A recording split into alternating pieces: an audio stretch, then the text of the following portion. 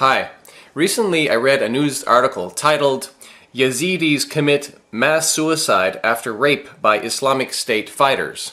The article said, quote, "The Yazidi religion is indigenous to Kurdistan, and Yazidis themselves are ethnically Kurdish, but unlike many other Kurds, they largely avoided intermarriage with surrounding Arab tribes, and thus many of them maintained a strikingly fair Aryan complexion, with blonde hair and blue eyes.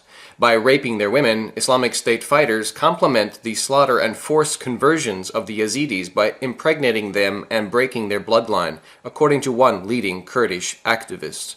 This article was further validated by the release of a video showing Islamic State fighters bragging about the capturing, buying, and selling of the blonde-haired, blue-eyed Yazidi women of northern Iraq. In the beginning of that video, you see one Islamic State fighter speaking about his female slave market by saying, quote, "Al-yom suq al-sabaya, al-yom suq ma malakat aymanukum," meaning, today is the female slave market day. Today is the market of what your right hands possess.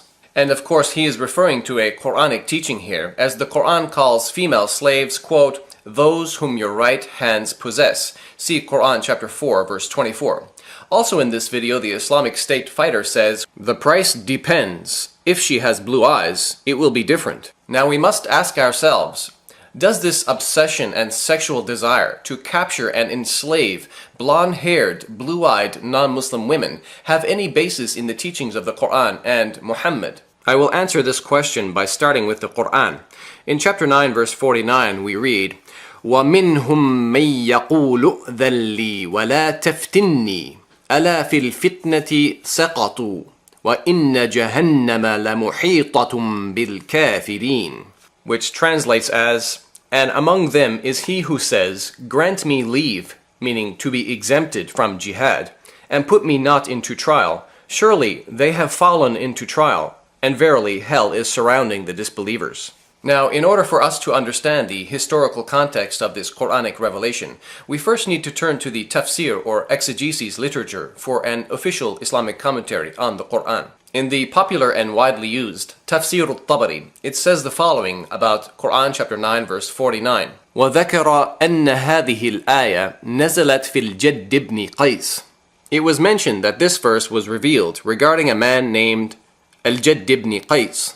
Who was he? Well, he was a man who did not want to go out and fight jihad for Muhammad, and he asked to be exempted from that duty.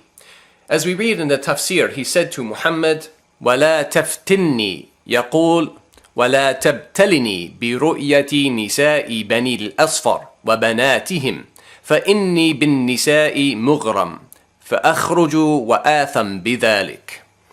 Draw me not into trial. This means, do not trouble me with the sight of the women of Al-Asfar and their daughters, for I am tempted by women, for I fear that I might go out and commit a sin because of that. Al-Asfar in Arabic means the color yellow, but here in this context it means blonde women.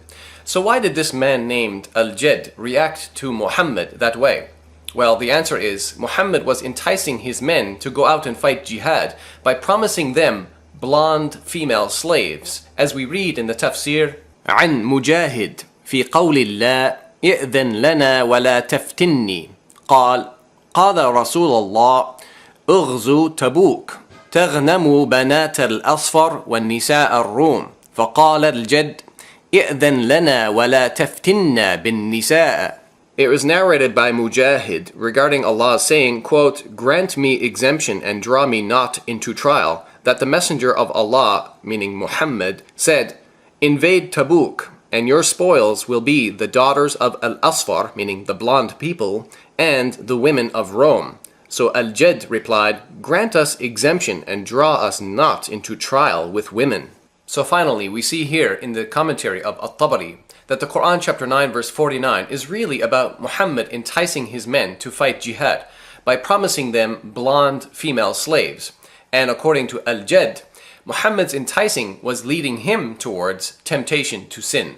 So, if you're a Muslim or if you're thinking of converting to Islam, I would like to ask you, do you think that Muhammad's enticement is acceptable?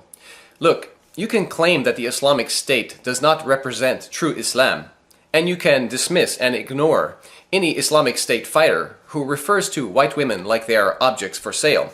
But can you dismiss and ignore Muhammad, who, according to the Islamic sources, also spoke about these women in a similar fashion? Thank you for watching.